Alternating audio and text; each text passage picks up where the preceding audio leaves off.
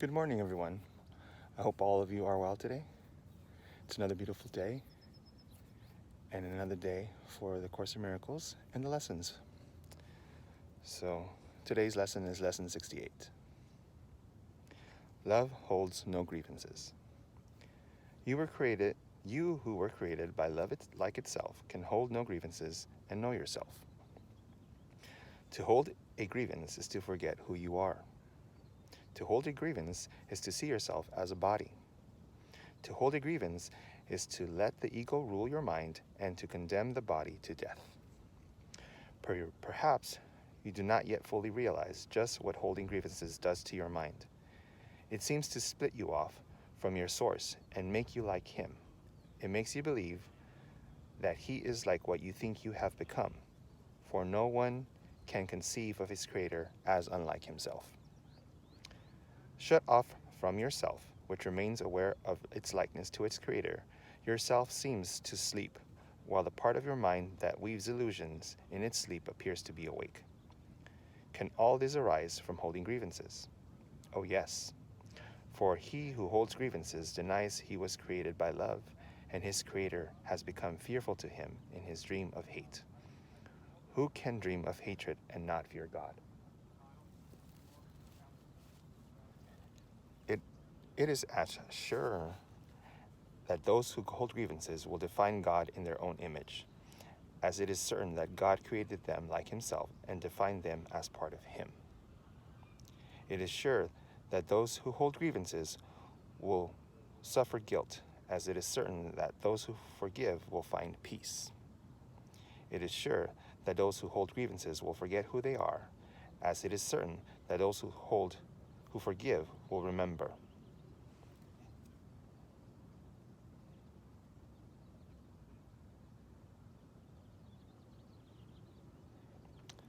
Would you be willing to relinquish your grievances if you believed all this were so? Perhaps you do not think you can let your grievances go. That, however, is simply a matter of motivation. Today we will try to find out how you would feel without them. If you succeed even by ever so little, there will never be a problem in motivation ever again.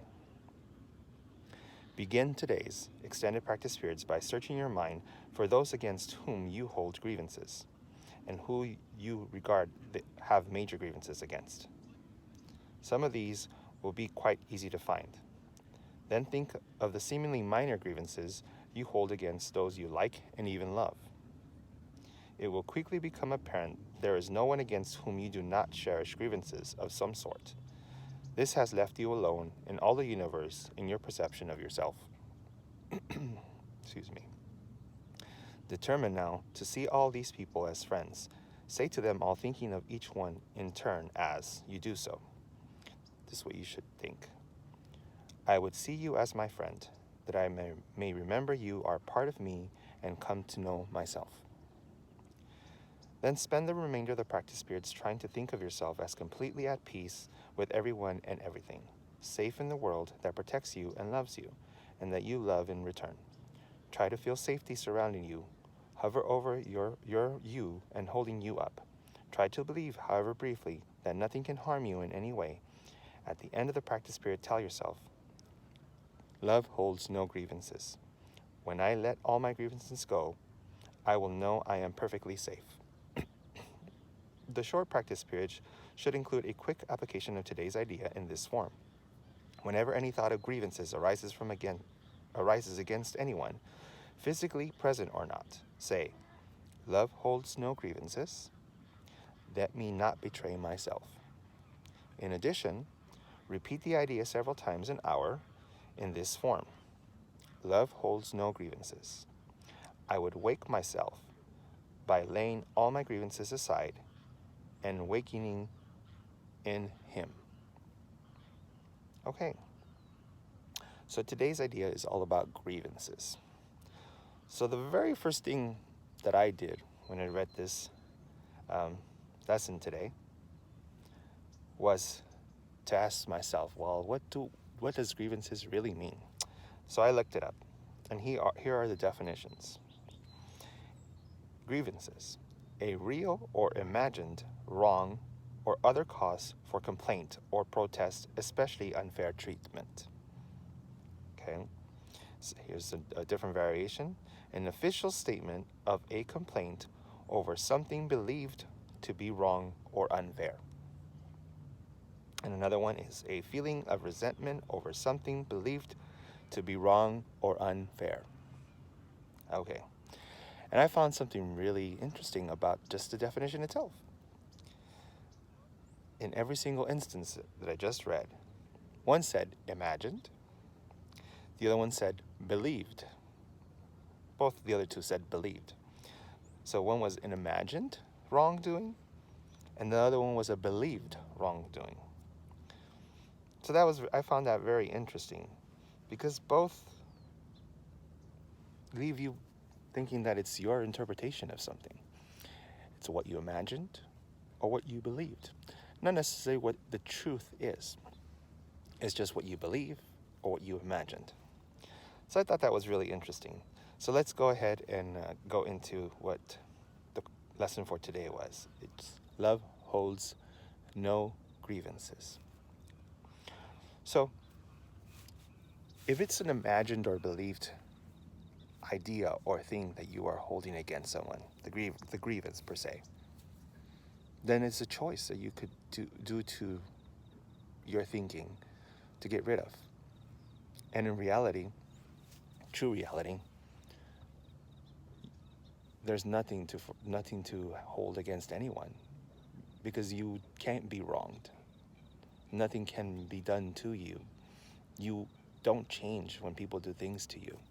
You still are, in the eyes of God, exactly the same that you were before. How he sees you, the true you, not the physical being, not what you're experiencing, but the true you. That doesn't change. So what the lesson is trying to tell us is that love, which is what we are, holds no grievances. Something flew into my mouth, or I don't know. I am out in nature, so yeah. So love holds no grievances. Love is all perfect. Love is just peaceful.